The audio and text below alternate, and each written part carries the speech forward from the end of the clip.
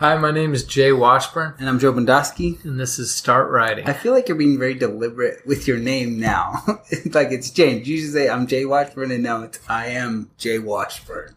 You know what? I think I said that intro so exactly the same for so many episodes that I'm like trying to think of different ways to say and emphasize. I actually listen to podcast Stuff You Should Know, and I think he changes Josh Clark's middle name every time. Ah, yeah, that'd be fun. Yeah.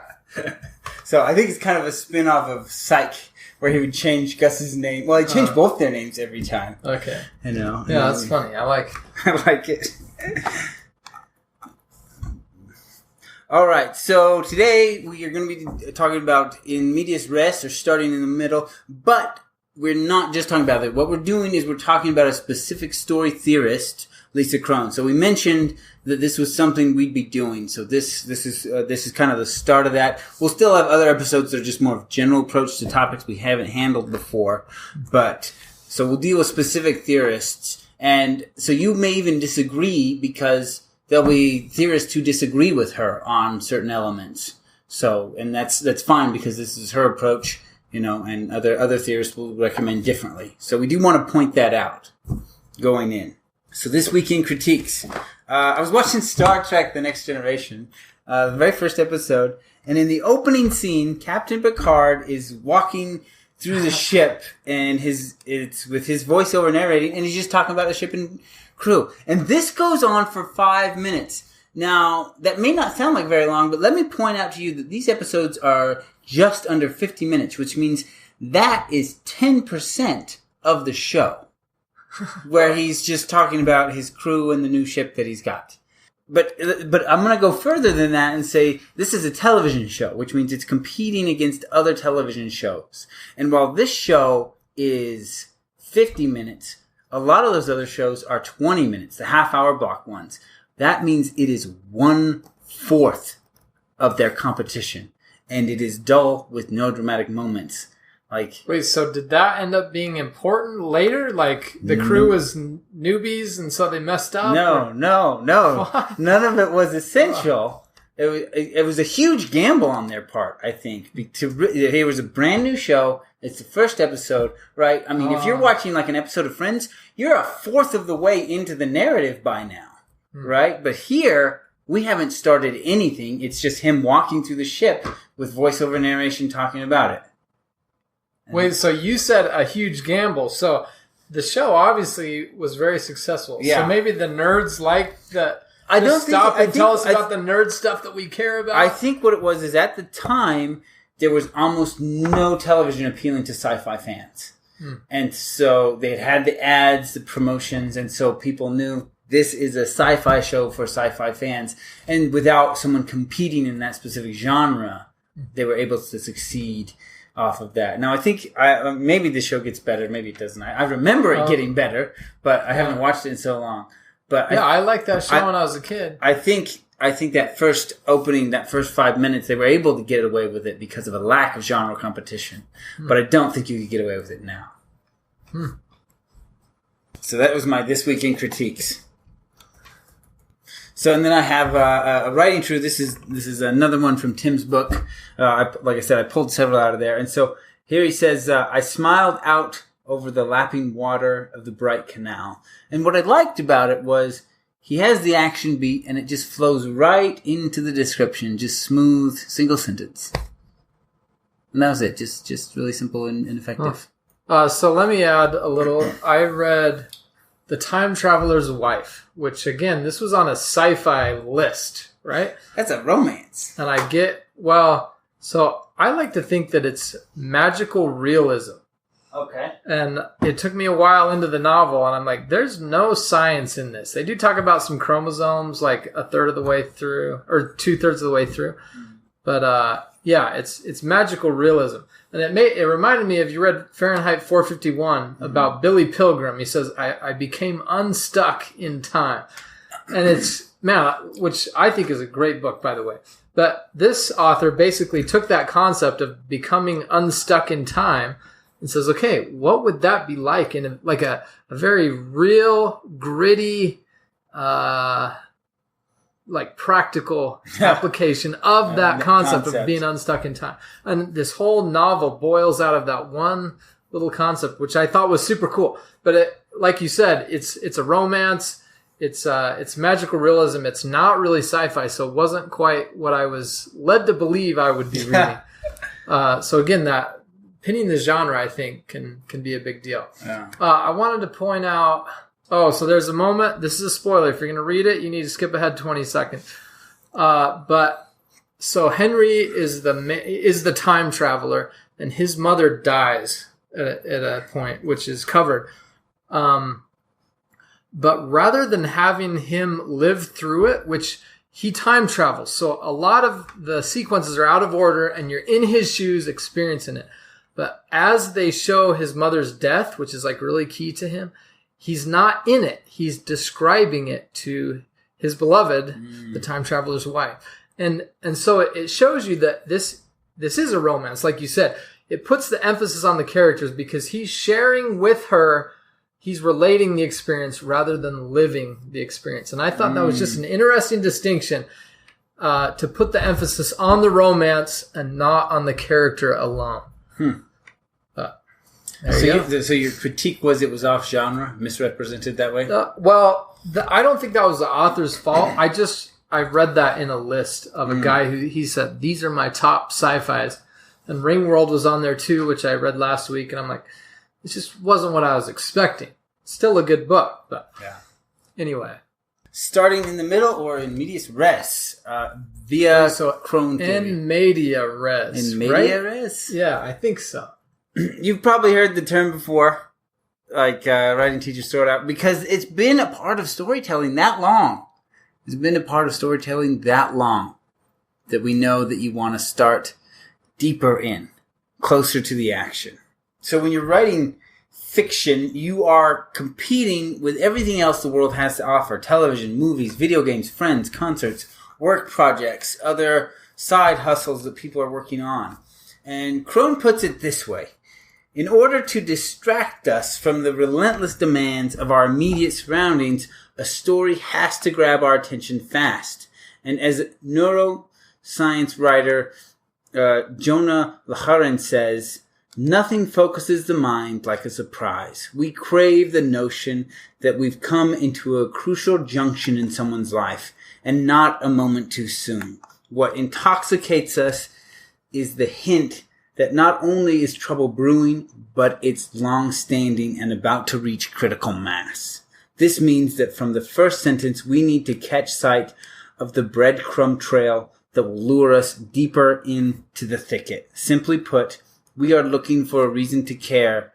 So for a story to grab us, not only must something be happening, but there also must be consequences we can anticipate. When you read that, it sounds incredibly complex. How do I get all of that into my opening? But we'll go through some examples pretty soon here. But it's that last piece of advice that I find the most potent to me. But there also must be consequences we can anticipate, because I think it's fairly easy to write a scene that's action driven and the consequences are immediate, but being able to build in those consequences that it will be anticipated much later, I think is a very powerful lure to a reader. Being like, what happens when they have to deal with this at this junction? And so that's definitely something I'm working on in my own writing, is building in these longer anticipation points, this better breadcrumb trail. So for me, I thought that was really potent. So man, this reminds me, have you seen the movie Maverick? Yeah. I don't know if it's en medias res followed by a flashback. Is this going to be part of our discussion? I don't go. Anyway, so you're going with it. just the flashback aspect is what I'm wondering about. So it starts with him. He's got a noose around his neck, and he's sitting on a horse attached to a tree, right? The bad guys cuss him out, and they check this gunny sack on the ground, and rattlesnakes come out. So, like, his horse is going to get spooked, and he's going to get hung. And then the bad guys ride off to, like, leave him to his suffering, I suppose hoping that it'll last a while. Yeah. And then he says, it's been a crappy week for me. And he jumps back. I think that fits perfectly. We're in the middle of it. And it's catchy. You're like, oh my gosh, he's going to die. Yeah. So we have this consequence we can anticipate. And then he says, let me show you the breadcrumb trail. Right? And interestingly, it makes you very curious how he could have possibly gotten in that situation. So you suppose you know what's going to come, which is he's going to die, right? Yeah. But it's harder to figure out how the heck did he get in this spot? Yeah. And so they jump back and start to tell you that story, which you want to know. Yeah. Yeah. So I think it fits. All right. So then she breaks down this beginning into 3 essential components. And these are whose story is it, what's happening here, and what's at stake. And we'll look at each of these as to why it is. So we'll take so I'm going to take a brief tangent here and go back to patterns and breadcrumbs. So she mentions this trail, and this is the reference to the fact that we see patterns in everything. We've mentioned this briefly before in other podcasts, right? We see shapes in clouds. They look like animals and people, right? I mean, people see faces in bread crust and potato chips, because our brains are wired to look for these patterns. They're looking for them all the time, even when we're not trying to. They just do it. That's how we're wired as people, is to look for these kinds of patterns. One of the great famous examples is the green crabs off the coast of Japan that look like they have the faces of samurai warriors in them. Mm-hmm. And one of the theories behind that is that when these fishermen off Japan would see them, they saw this face similar to a samurai warrior, and they would throw them back, and it made it more similar and more similar over time, right? Mm-hmm. Because they saw the pattern, and then they enhanced the pattern. See, there it is. The heck? Yeah, see? It looks like that samurai warrior. It's actually the back of the crab, not the front, but it looks like a human face there. Man, it always surprises me that you put 2 dots and then an arcing line beneath and that's it. A face. And they're like, that's a smiley face. This is a happy person. And it's just 2 dots and a curved line. Yeah, it's that pattern seeking. And so she talks about the importance of, because our brains are doing that, it's very satisfying if there is something there for it to find. If you've built those deeper patterns in, because the brain's doing that all the time, right? So as readers, we eagerly probe each piece of information for significance, constantly wondering, what is this meant to tell me, even at that subconscious level, as we like searching for those faces. It said people can go 40 days without food, 3 days without water, and about 5 seconds without finding meaning in something. Right? I mean, think about just listening to the radio, particularly if you're dealing with a difficult issue in your life. It feels suddenly like the radio is talking to you, giving you advice. It's not, but we can't stop ourselves. Yeah. But like I said, it can then be deeply satisfying if there's something there to find. We are always looking for the why beneath what's happening on the surface. So like I said, this is far more interesting if there are actually patterns there to follow. So for story to grab us, not only must something be happening, right, Maverick on the horse hanging, but also there must be a consequence we can anticipate. Going down to the essentials, whose story is it? It's the protagonist. So we'll talk about why this is. And so Cron does put a heavy emphasis on the protagonist. And I'll point out again, there are genres where this is less the style as far as the opening of the book goes. Like we've talked about, thrillers usually don't open with the protagonist. That's not how a thriller opens. And so there are genres where this breaks the rules. There are great books for this where they're not following this. But again, this is her theory on story in general. And so she is saying you always start with the protagonist. This is not only the window on how people see it, but it also tells them how to feel about it. Because the protagonist will have feelings about these events. Because they're going to be important events to the protagonist. If they're not, they shouldn't belong. They don't belong in the book, right? And so the protagonist is going to have emotional reactions to this, and that is what then tells the reader how to react emotionally. And before you have that protagonist, you don't have that element of structuring that. And so she's saying you start with that protagonist. I really like that. In spite of the fact that thrillers break it, I think they break it to their detriment, personally. It's possible. So, but So she says, but here's something writers often don't know. In a story, what a reader feels is driven by what the protagonist feels. Story is visceral. We climb inside the protagonist's skin and become sensate, feeling what he feels. Otherwise, we have no port of entry, no point of view through which to see, evaluate, and experience the world the author has plunked us into. In short, without a protagonist, everything is neutral. And we'll see it in chapter 3 in a story, as in life. There's no such thing as neutral, which means we need to meet the protagonist. Man, interestingly, I thought of the first Harry Potter book. That doesn't start with the protagonist. Yeah, not exactly. It's somebody carrying the protagonist, but we're not really empathizing. I guess we sympathize, though. But, yeah, it doesn't exactly follow. Yeah. So, here's some examples. The big picture, this is talking about stakes, the third element. The big picture cues us into the problem of the protagonist we'll spend the story struggling with. For instance, in a classic romantic comedy, it's will boy get girl? Thus, we gauge every event against that question, right? So now we're talking about these breadcrumbs, deeper meaning, right? Our brains are looking for that deeper meaning. And if we know this is will boy get girl, then suddenly every interaction between these two characters or other characters that could impact that relationship has deeper meaning, right? They talk to the waiter and it's like, are they flirting with the waiter? Maybe they're not as interested in their date or not, you know? Mm-hmm. They meet a stranger because they got a flat tire and they need help. Be like, are they going to end up hooking up? Will that ruin the relationship between these two? Every interaction with a possible romantic partner has this suddenly deeper meaning because you can see how it could impact them and have later consequences you can anticipate. Right? Man, that's so cool. And just like to think of the opposite of some guy talking with a waitress, but who's not in a romantic relationship and doesn't care about romance. It's just flat. It's like completely empty. But if you have that question in mind. Yeah, you have the stakes. That's crazy. Yeah, that's cool. So the stakes give us that context to look for that deeper meaning. The protagonist lets us know how to feel about it. So we sit here at the restaurant and we are, let's say the waitress is a very pretty girl. It's a date between these two guys. The POV of the male could be that he's just being polite.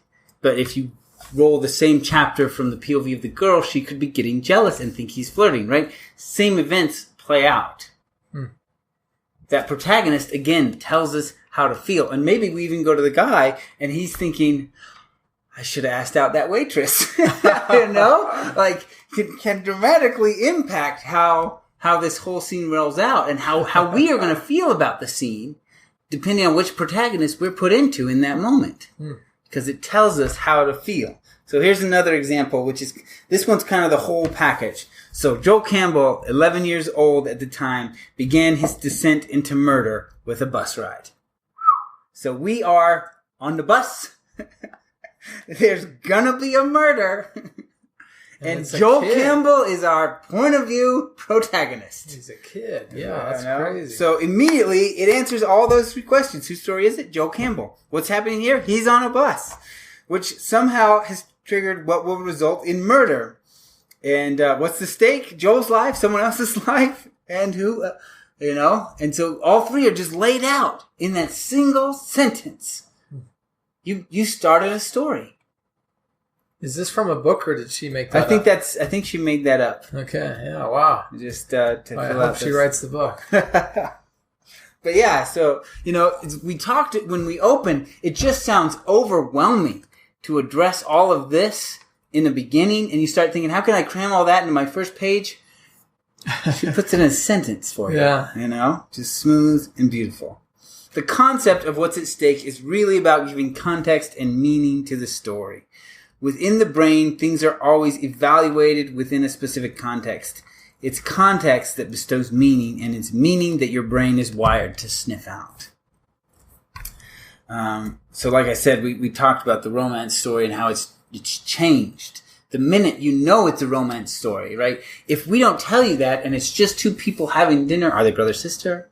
Are they on a date? You know, is this a job thing? Is one a boss and one a subordinate? We don't know. And without that, we can't read deeper into the interactions of the characters. she points out this example of knowing when it's not working, when you don't have these three elements working for you. And here's just a few telltale signs that a story is going off the rails. We have no idea who the protagonist is, so we have no way to gauge the relevance or meaning of anything that happens. We know what the protagonist's goal is, but we have no clue what inner issues forces him to deal with it. So everything feels superficial and rather dull. We have example 3. This is a longer example, so I'm not going to read the verbatim, but this is Antonio Damasio, and this is his literature model. And so what he talks about is your brother calls you up and asks you to have lunch and discuss your sister's inheritance and some of her recent strange behavior. So we go there to the scene, right? So, and you can imagine this as a movie. There's these two guys having lunch, and there's a big inheritance that is coming to the sister if they agree to give it to her. But they're worried about her behavior. So in this moment, we are going to be looking at flashbacks and memories of when they were younger and more recently and seeing if there's changes. And if we look at the mind of the character, if this is a novel, then we can go into their thoughts and their feelings about the sisters that aren't connected to specific events. And without the context that this is what you're discussing, without knowing that this is about the inheritance that she'll receive and he's concerned she's acting strangely, then it's just a series of memories about this one person. But as soon as you have that context, it all makes sense why this character is thinking about all these different things. And that point of context actually only needs to be discussed probably twice. Once in the beginning, and once when you circle around back at the end to make a decision. But it structures the whole event. And then Cron addresses the issues. She does address this a little bit of talking about what happens if you have events playing out before the attack and protagonist arrives. So she does address this, even though it's not what she really recommends. But if you're writing in that style, she says, in other words, even when the protagonist doesn't appear on the page, on the first page, everything that happens before he shows up must occur with a clear eye towards how it will affect him when he finally ambles in, right? So even if he's not there, everything will impact him the moment he arrives. This discussion makes me want to really focus on the first sentences of the books that I'm working on. Well, for the whole book, but also for each chapter. And make sure each chapter is doing this. Right, pointing to this upcoming structure. So there's an author, R.A. Salvatore, and he writes the books about the drow elf Drizzt. So if you're familiar with D&D, you're probably familiar with Drizzt. He appears all the time. Wait, so Drizzt is a character in D&D the game? So the world of D&D, which is a game, but it is very much a narrative world as well, has a race of people called drow. And a story was created about a specific drow elf. And his novels were so popular that he then got adapted into almost all versions of the game. And so, does R.A. Salvatore license this character and then write novels? Or how I think he licensed the rights to write in the D&D world, and then they licensed the character back. Okay, cool. Sorry for that. It's interesting to me. That's my nerd. So anyway, one of the things he does is when he starts a chapter, he starts in medias res. Almost always you're going to start with dialogue between two characters. And then about half a page in, you get exposition of how we got here. And then the rest of the scene plays out. So it was a very interesting technique I saw in his writing.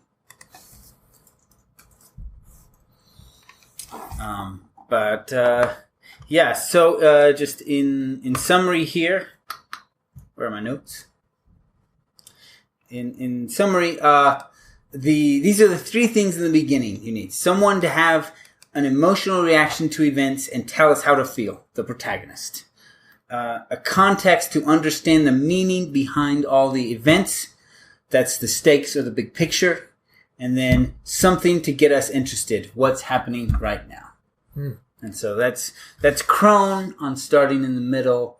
And the really unique point of her approach to starting in the middle is the big emphasis on creating context. I thought that was very different from a lot of other story theorists and very interesting. That's good stuff. Yeah. So, as always, we would love if you would leave us a review. Tell your writer friends about the podcast. Email them. Text them. Whatever. Put it on Facebook. Wherever you can to let them know about it. If you enjoy the show, check out one of our books and leave us a review on the book you check out. That would be wonderful. We would love it. You can get the keywords on the website. So the new keywords coming out in April will be password locked. The rest are going to remain unlocked as we promote this program and try to let other people know about it. Guys, and these keywords, this is like between 10 and 30 hours of work, depending on how many keywords you end up using. But, yeah. Like, this is a valuable thing. Write in if you have any suggestions. Chris Hawkins actually wrote in and requested an episode on writing groups, which we're working on right now. So thanks to him for that, and we'll get that out fairly soon. And feel free to sign up for the newsletter, get access to the new keywords, and all the other things that go into it. Thanks, guys. It's time to start writing.